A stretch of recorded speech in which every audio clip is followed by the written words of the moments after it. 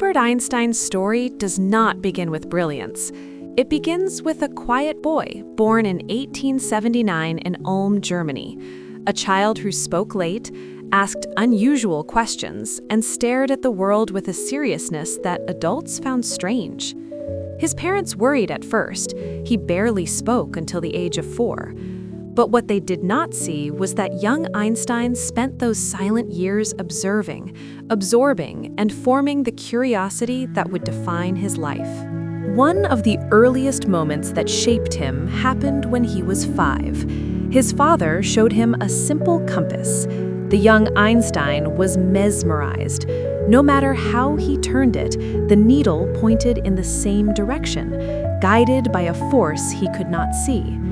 This invisible force awakened a lifelong obsession in him: the mysteries of nature, the unseen rules of the universe, the idea that beneath every surface there must be order. Einstein's school years were not easy. He disliked rigid memorization and the authoritarian teaching style common in German schools.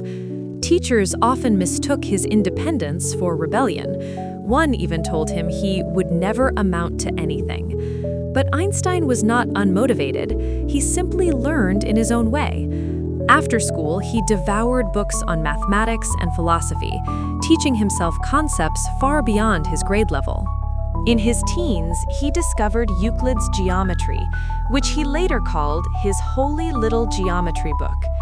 These perfectly logical proofs convinced him that the universe could be understood through reason, not authority. This became a central idea of his life.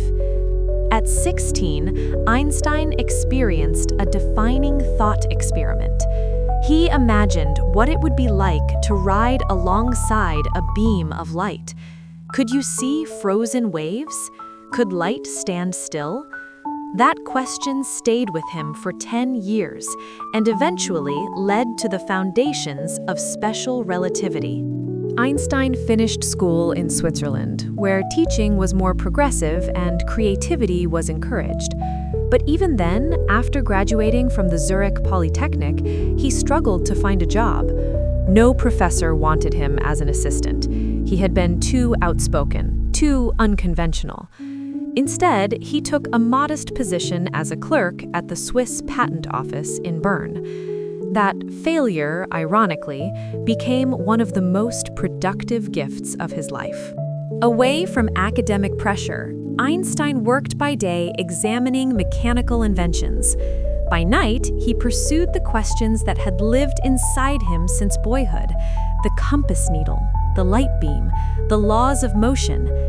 In 1905, at age 26, he published 4 papers that changed the world, including the one that introduced special relativity and the now famous equation E equals mc squared. His path to greatness was not the path of a prodigy, but of a child whose curiosity survived school, rejection, and doubt, and grew into one of the greatest scientific revolutions in history.